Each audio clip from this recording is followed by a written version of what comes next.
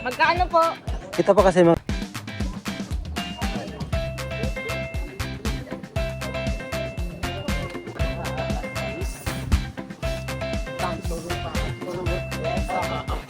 Kaya una ko dahil palagi kita tinitingnan sa mga vlog mo. Kaya keep up the good work. Ayos na ayos. Thank you, sir. Pagpo-promote ng Boracay. Thank you.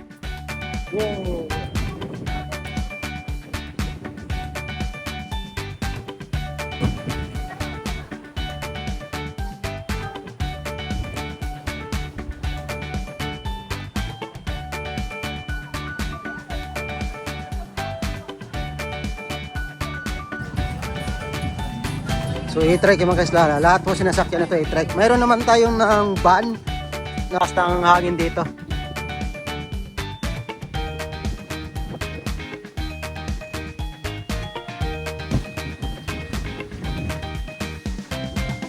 Ito mga kaslala, babae rin yung stop.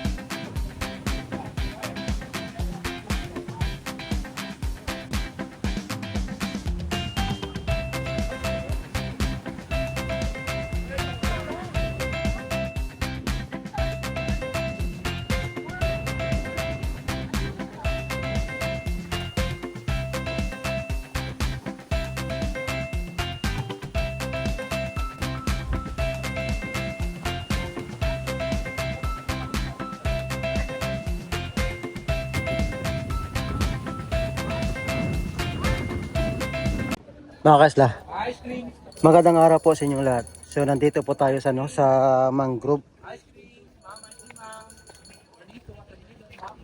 Magkano po?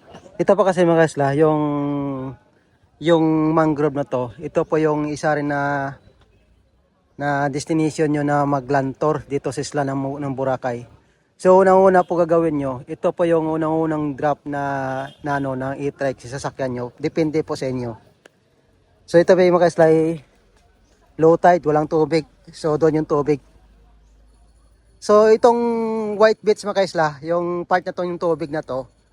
So isang part siya ng Bulabog kasi isang side lang yung mula dito pag yung dagat. So mamaya po pupunta po tayo ng Bulabog. So i-update po natin yung kiteboarding na isa ka rin na water sport. So ngayon kasi mga kaisla, dito sa mangrove na to, maraming turista na nagpipila kasi mula doon sa dulo, dito tayo, napasalubong tayo. Ito pa kasi mga kaisla, pag once na nandito kayo, kailangan nyo magpila para mapagpicture kayo dyan.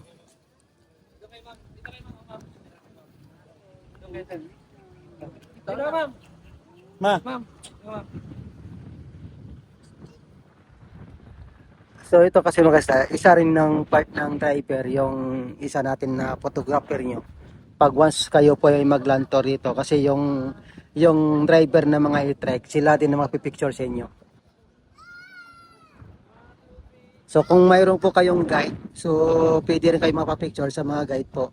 Pag ganito po kasi mga isla, lahat naman na sa mga land tour na nagdadala sa inyo, mga driver ng e-trike. So mayroon din dito mga isla, na human drone yung gagawin sa inyo.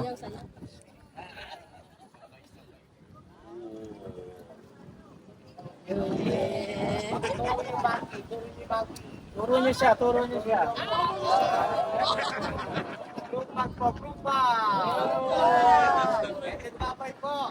Babay na. So dito kasi mga isla, mayroon mga stampay na nakukuha sa inyo na ano na human drone style.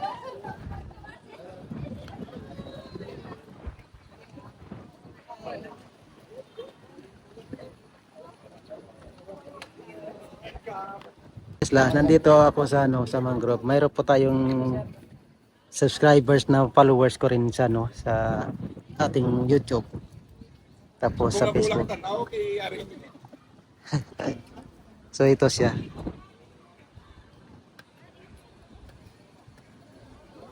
So masaya naman sila na mayroon tayo na isang followers natin na araw-araw din siya nanonood. So si Nelson Dignici daw yung yung pangalan tapos sa apelyido Dignici daw. So mamaya mag-isla ko kausapin natin siya.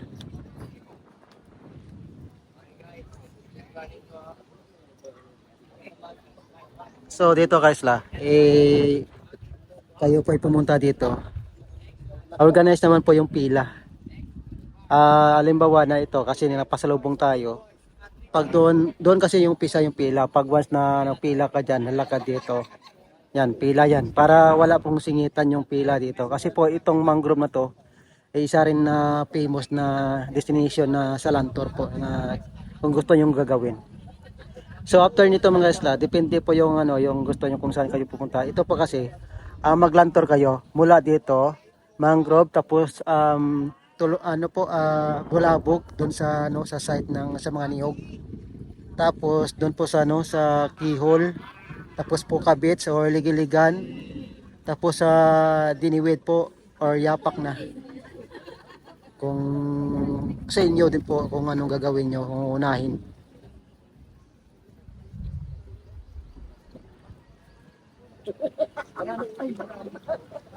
So ito kasi mga isla na naghihintay. So ito yung human drone.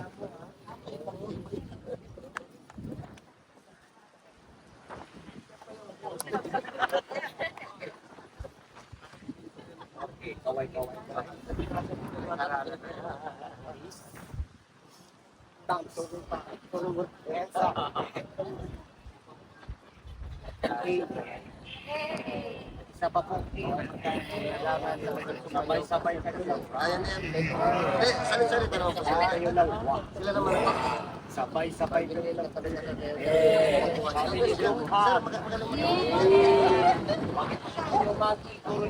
Turo niyo siya. Babay ka ng best babay. Takpan po yung camera.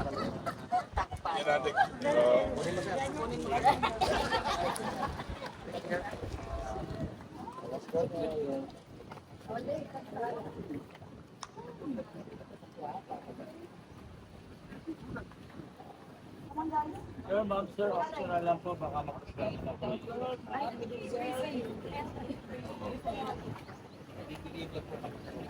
Asla.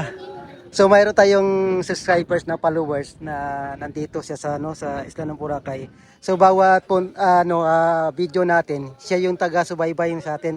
Tapos pumunta siya dito sa Boracay. Sa akin, Makita ko to. sir, kamusta yung bakasyon sa Boracay? Okay naman ba, magastos lang. Pero masaya. Ilang araw kayo dito, sir? O 1 week kami. Pero ito rin, ikaw talaga una ko dahil palagi kita tinitingnan sa mga vlog mo. Kaya keep up the good work. Ayos na ayos. Thank you, sir. Pag-promote ng Boracay. Thank you, sir, sa support. Magaling. Ito, at saka magandang vlog mo kay native na native talaga ng Boracay na ang dating. Thank you, sir. Please. Thank you po. Maganda. Thank you po sa Ngayon lang support. siguro ako hindi nakapanood dahil nandito ako ngayon. Pero everyday, habang nandun ako sa bahay, everyday tinitingnan ko yung mga schedule mo. Pero kung minsan na pumapalya kapag linggo, wala ka eh. Meron, sir. Meron ko minsan linggo. Yes po. Sige. Sir, pwede nyo i-shout out yung pamilya nyo. O shout out na sa Bengal, Tigna DC, at saka Valladolid family. Negros at saka UK and Manila. Thank you, sir. Sige. Along ha. Sige po. Sige po. Thank you po, sir. Ingat po. Sige po.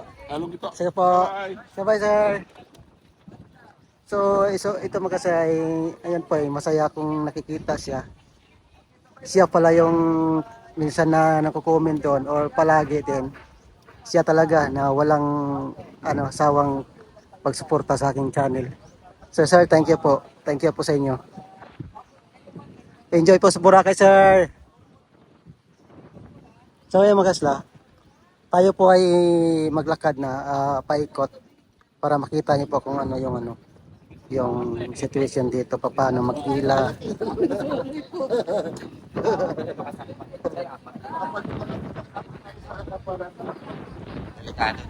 So talagang organized ito mga kasla.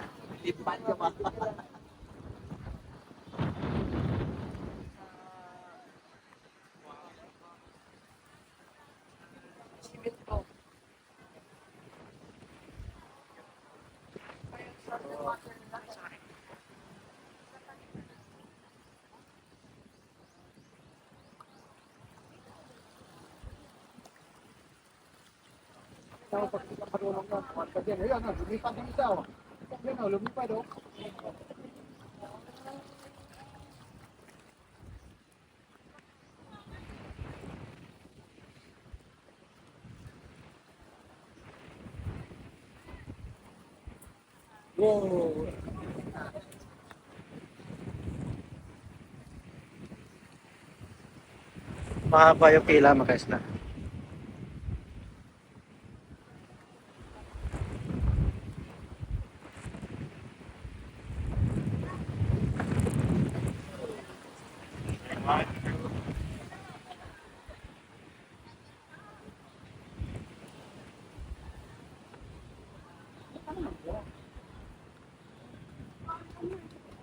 Pag Friday, Saturday kasi mga isla, itong mangrove na to, talagang mahaba yung pila pag once na Biyernes, Sabado. So, yung linggo medyo less pa. Ngayon po ay Monday, medyo konti yung napipila kasi medyo kalat na. Iba yung turista natin umuwi na. So, itong part mga isla, mula doon hanggang paikot, ito ay mahaba yung pila. Nakapis agad. Pero dito kasi mga isla, kung mahaba yung pila nyo, ito naman ay mayroong makulimlim na malilim na na puno, maraming puno.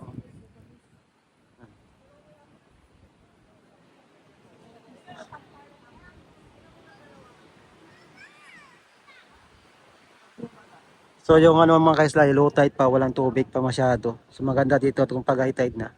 So ito mga kaisla, isa rin na e-truck driver na part na siya yung taga photographer nyo.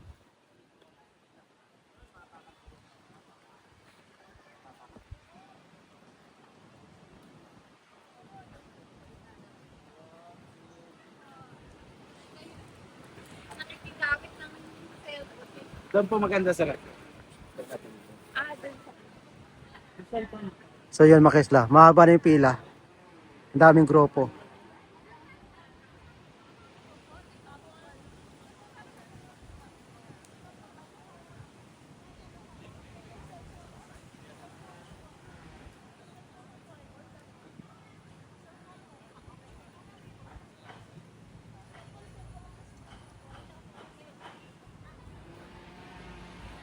Pag ganito kasing time mga sila, time check natin mga ngayon 10:30. So talagang time ng mga lantor na ganito kasi po yung ibang activity katulad ng ng parasel cancel. Tapos yung ginagawa ng turista natin, lantor.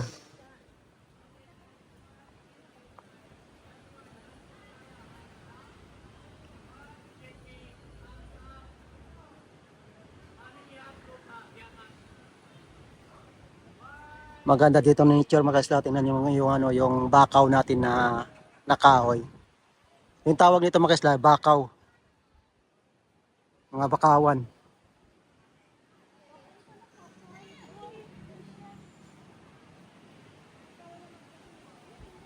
So yun mga kasla, mahaba na yung pila. Maya mahaba pa yan.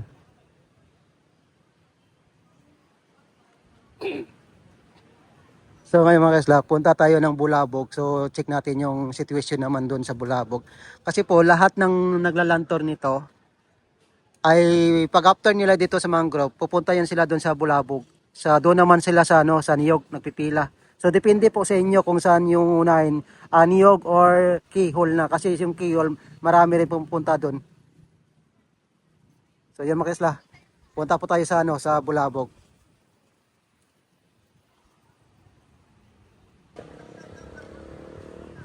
Ito po sinasakyan ng mga turista mga kaisla.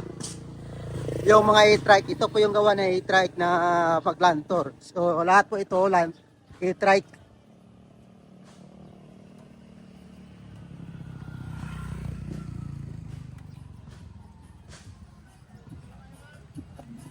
So e-trike yung mga kaisla. Lahat po sinasakyan ito e-trike. Mayroon naman tayong ng van na kung gusto yung van kukunin ng Aircon, PD rin siya. So, contact po kayo kasi mayroon naman contact ito mga driver na maraming driver na kukontak na PD nyo makontak na makuha ng service nila.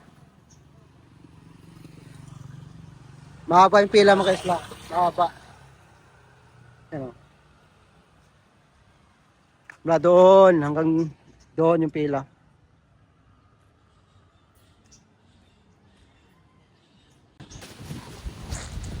Mga kaisla, nandito na po tayo sa Bulabog. So ito po yung Bulabog na ngayon kasi ngayon po ay malakas yung yung hangin. Yung hangin ngayon kasi mga kaisla, 42 knots kaya medyo malakas. So tingnan niyo mga kaisla. So lakas ng hangin dito.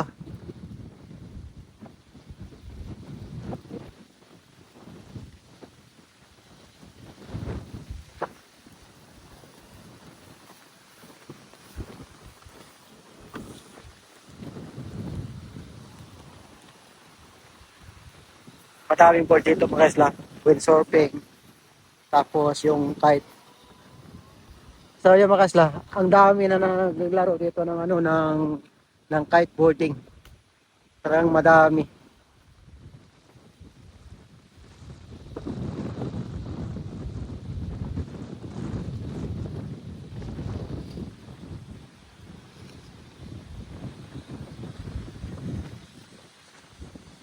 Ito mga kaisla, babae rin yung instructor dito. Dito kasi sa Bulabog mga kaisla, iba-iba yung lahi ng mga instructor. May Pinoy, may Russian, may European, may London. So iba-iba po kasi iba mga puti dito. Dito na nilalahan din para pag once na may kiteboarding na season na, dito sila nanirahan mga 6 months, minsan isang taon, minsan talagang nandito na umuwi.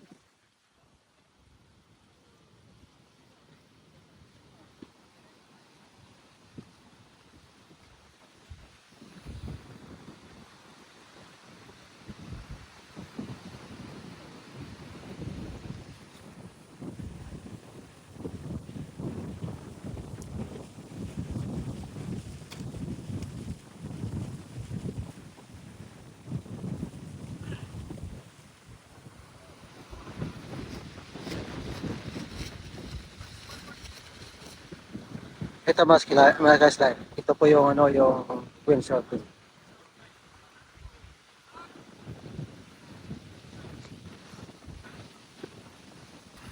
Ito mga kaisla, ito yung kasabay ko dati sa skimboard na nakukumpit kami sa national o international. So siya, instructor na ng kite kasi ako rin nag-aral niya ng kite. So hindi ako nagtuloy pero marunong na rin tayo. Kaso lang hindi tayo natuloy kasi po ay marami din tayong obligasyon na trabaho para talagang kikita tayo sa ating trabaho na hindi, kasi po bawal tayo sa ating trabaho dati na na palaging absent. So yun po diretso tayo sa trabaho. So ito kasi yung kite mga kaisla, seasonal. Yung kite kasi simula ng November hanggang Mayo yung season niya. Kaya hindi tuloy-tuloy yung yung pagtuturo. Pero mayroon naman na habagat season pero talagang ganito talagang panahon mahaba yung season na pagturo. Kasi ito mga kaisla, talagang yung kite kasi tiba-tiba ka dito kung ikaw ay mayroong estudyante din. So malaki rin yung kita dito. So ngayon nga lang mahal kasi tayo po ay nangingiram tayo dati ng ng kite. So wala tayong sariling kite. So yun po marami rin tayong kaibigan dito. So sabi nila, pwede na ako bumalik para mag-aral. Ito mga kaisla, ito yung kasama ko dati 2005 kasama ko yung mga competition ng ano ng skimboard. Yan, instructor na yan. Marami na magamit na mga kite.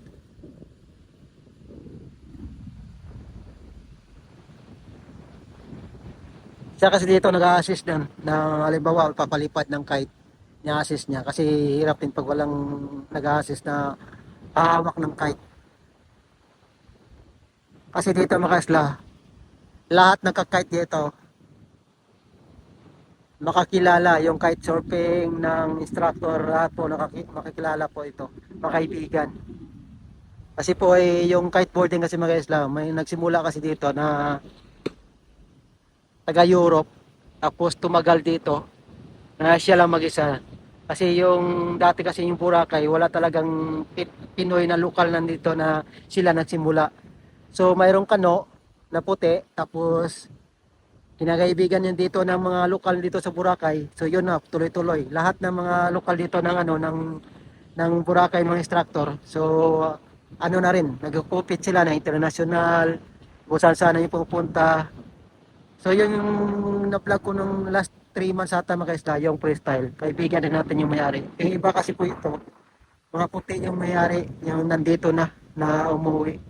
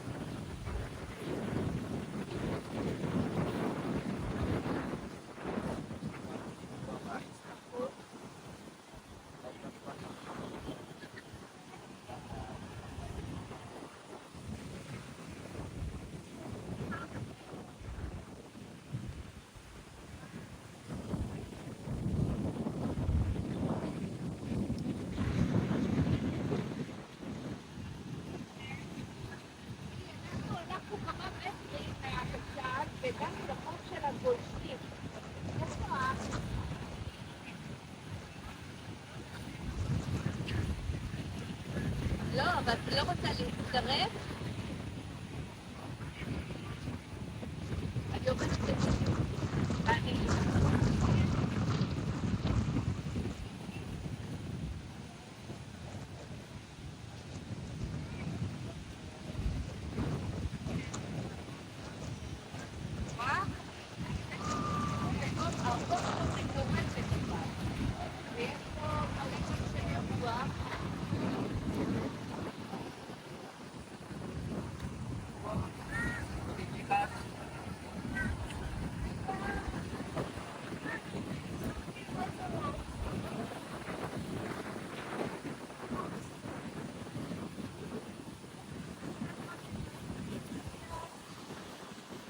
So dito mga kaisla, ito po yung niyog na to. Kung nanggaling kayo kanina doon sa sa mangrove. So ito naman yung second destination nyo na pumunta dito sa sa niyog para mapag-picture. So dito naman mga kaisla ay pila rin yung dito, yung picture taking.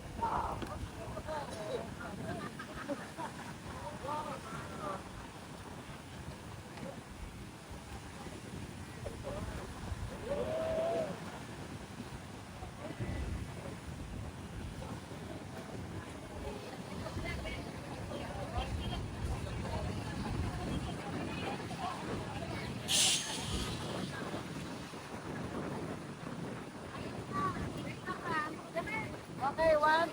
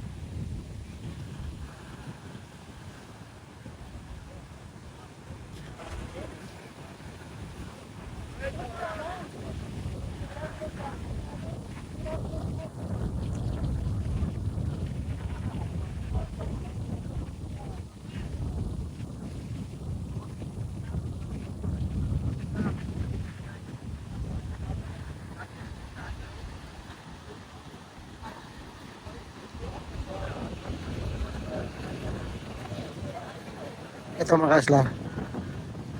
Paunti-unti na rin dumadami dito sa ano sa nagpipila dito sa puno ng niyog.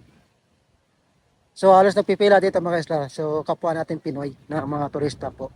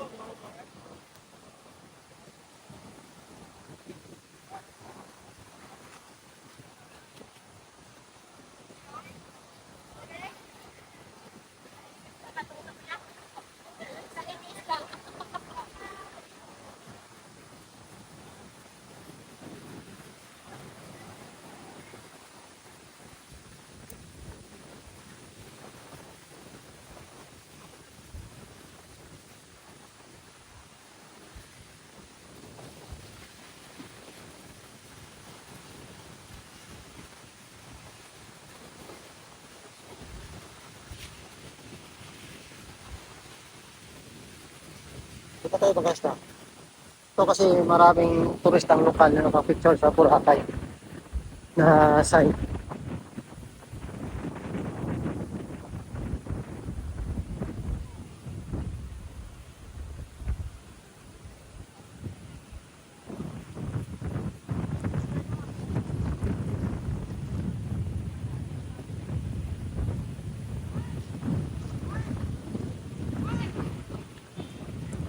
So dito din pila din mga isla. Gusto mo magpicture sa sign ng Boracay po.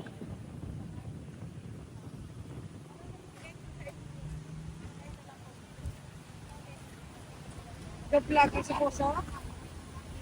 Vlog naman ako.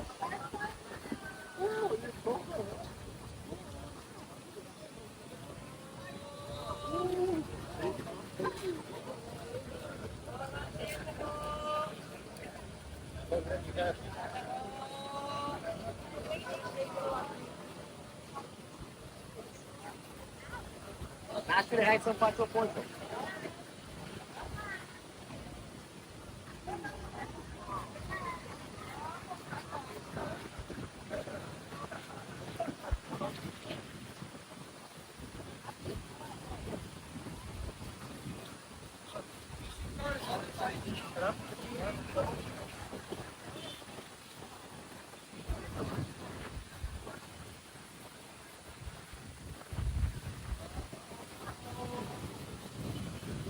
Good morning. Shopping.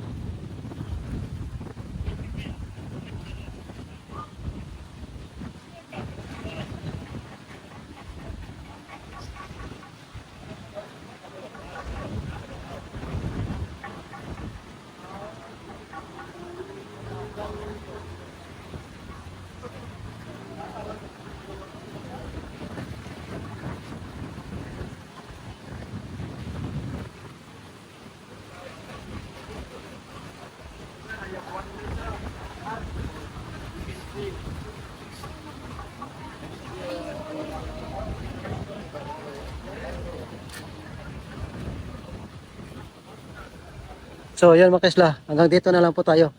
Maraming salamat sa pagnonood. Bye-bye!